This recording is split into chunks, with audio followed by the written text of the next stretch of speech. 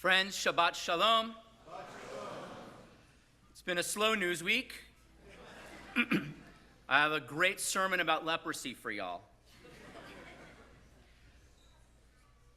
Ecclesiastes, the poet of Sukkot, the patron philosopher of uncertainty, offers in chapter 3 words that have been made famous in liturgy, in song. L'chol zman ve'et l'kol chefetz tachat hashamayim, et la'ledeh ve'et lamut, et la'tat ve'et la'akor natua, et la'harog ve'et lirpo, et lifrotz ve'et livnot. A season is set for everything, a time for every experience under heaven, a time for birth, a time for death, a time for planting, a time to uproot that which has been planted, a time to kill and a time to heal, a time to rip down and a time to build up, a time to eulogize and a time to laugh, a time to wail and a time to dance, a time to throw stones, a time to gather them together, a time to embrace, a time to refrain from embracing, a time to seek, a time to lose, a time to keep, a time to throw away, a time to tear, a time to sow, a time for silence, a time to speak, a time for love, a time for hate, a time for war, and a time for peace. Eit likroa ve'eit litfor, eit lachashot ve'eit ledaber, eit lehov ve'eit lisno, eit milchama ve'eit shalom. When Ecclesiastes spoke those words, I think what he meant to say was that these are experiences that life, at any moment, things can change. Or maybe he even anticipated the moment we are in right now, where all of those things are happening at the same time. We are at a moment when so many different experiences and emotions run together, when the thing that we have been praying for 2 years is actually on our doorstep. Kohelet speaks of a time of death, a time of weeping, a time of wailing, a time of tearing, and we have been in that time for the last 2 years. This has been a time for hate. So the ceasefire that is now underway is a pause in one front of this war, or perhaps even 6 or 7 out of 8. The war on Jews in the rest of the world, which has had casualties in Washington, D.C., in Colorado, over Yom Kippur in Great Britain. No ceasefire has yet been declared. And indeed, the narrative is complicated. Ecclesiastes Kohelet speaks of a time to tear down. I read a statistic which I think is reliable, that between 80 and 90% of buildings in Gaza sustained some kind of damage.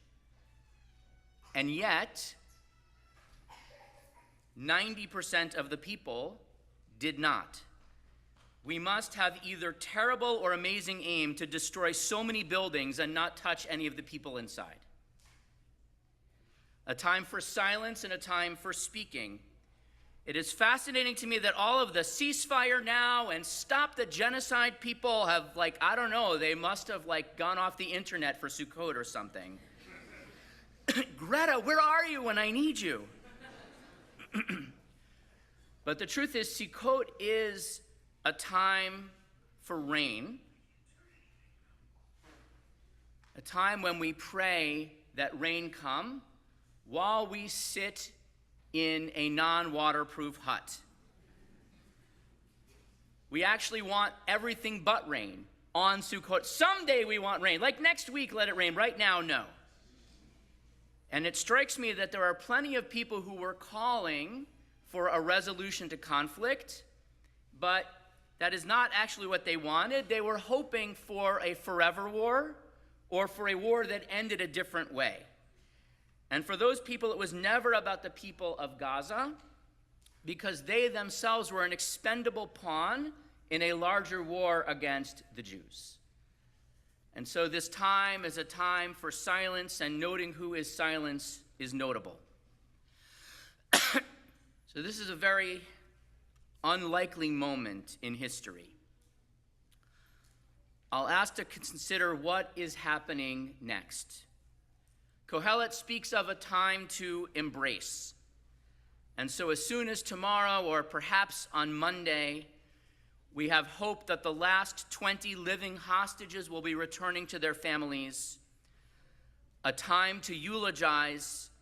Perhaps another 20 or so will return to final burial so their families have closure. I think we have to acknowledge and understand that after a war of 2 years, some bodies may not be found. The Haftorah that we read today from the book of Ezekiel talks about the end of war, and it talks about people going through the land, searching and seeking for fragments, for scraps of bone to bring to burial as the end of the war. There is actually a discussion that there is a new moment where Israelis, Americans, and experts from Qatar, from Turkey, and Egypt will be going together looking for the remains of the deceased, the words of Ezekiel being carried out in a way that neither he nor Kohelet might have anticipated. Kohelet speaks about the possibility of a time for joy, a time, Eit Rakot, a time for dancing. Is that this time? Well, Kohelet speaks of a time for uprooting that which is built. So 20 years ago in 2005, Ariel made a decision to withdraw from Gaza, a decision that, by the way, that time I was very enthusiastic about, because if you remember Ariel Sharon, he was not a very peaceful guy. Every time that people got massacred, Ariel Sharon was about 40 feet away saying, "Oh, wasn't me." But on that day, in 2005, the summer in August of 2005, every single Jew was removed from Gaza, the living and the dead. We dug up every cemetery. Every Jew left Gaza. We were brought back not because we wanted to come back. And so in English, the word for what is happening right now is a ceasefire. That means we're not shooting at each other. One of the Arabic words for ceasefire is a hudna, which means we are taking a break until we are ready to fight again.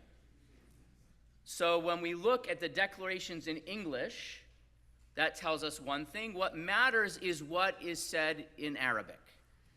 Now, I have some signs of hope. So Al Jazeera has been one of the most important venues for hatred of Israel, for hatred of Jews, for quite some time. Henry Ford wishes he had chairs in Al Jazeera.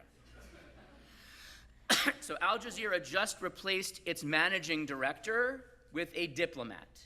And the directive has gone out. They are now, for the first time, showing footage of Palestinians in Gaza saying, "We're not so happy about Hamas." So I don't know, maybe Qatar has more planes they want to get rid of, but there is a change happening somewhere. And so here we are at the very least, hopefully by the time we get to Shmini Atzeret, by the time we say Yizkor in 3 days, we'll at least be back where we started. Our hostages will be home. I want to note a time to tear down. I think even though these 2 years have worn the Jewish community down in ways we can articulate and ways that we have yet to understand, it has worn us down. The impact on Israelis, on Israeli society, is one that will take decades to recover from. In addition to the casualties of October 7th, hundreds more Israeli soldiers have been killed. A statistic that I saw was that 20,000 Israeli soldiers have been wounded. Someone shared with me that actually just this morning, one of the survivors of the Nova Festival 2 years later took his life, could not bear what he had seen, what he had experienced, recovered from the gunshot to the back that he experienced on that day, but that the wounds within were ones from which he could not recover. And there are many who bear those wounds. So Kohelet is a person, Kohelet is a philosopher who's seeing joyous moves, says feh, right? Kohelet is like Solomon ruins everything. Let me offer you what I think, though, is some hope this day. or perhaps even more realistically, some optimism. On Yom Kippur, I spoke about the Sukkah as a symbol of peace. In the evening service on Shabbat, the evening service on festivals, we say, Ufros aleinu, spread over us, Sukkat shalomecha, spread over us your sukkah of peace. So what does it mean to say that peace is a sukkah? Well, so one thing is that a sukkah has to be made from natural materials, things that come from nature, that come from God. But a sukkah is not kosher unless it is made by human hands. You can't just sit under a tree and say, this is my sukkah. The branches have to be cut. The branches have to be placed. You can't just have a gazebo and wait for the leaves to fall. You have to do something. Sukkah is something that is made by humans, by people who are imperfect. And more to the point, we understand how fragile, how tenuous a sukkah is. That at any moment, an unusual wind, a storm can come and knock it down. But here's the thing. The symbols of the holiday, a lulav and an etrog, have to be perfect. If your lulav leaf is split in the wrong way, if your etrog has a blemish on it, if it has a leprous spot somewhere, the whole thing is no good. Your etrog, $50 fruit, your etrog is now a lemon. It's not the same with a sukkah. With a sukkah, how many walls do you need from a sukkah? Well, 4 would be great. Actually, if you can come up with 3, that's fine. You got 2.5, we'll take it. How much of the sukkah is covered? There's a gap of multiple tfachim. The walls don't go all the way up. That's fine. Is it close enough? Can we imagine the walls reach the roof? You're good. And so peace is something that is imperfect, that is made by humans. And the other thing about a sukkah is, I already quoted R.E.M., I'll quote Chumbawamba. It gets knocked down, but you can put it up again.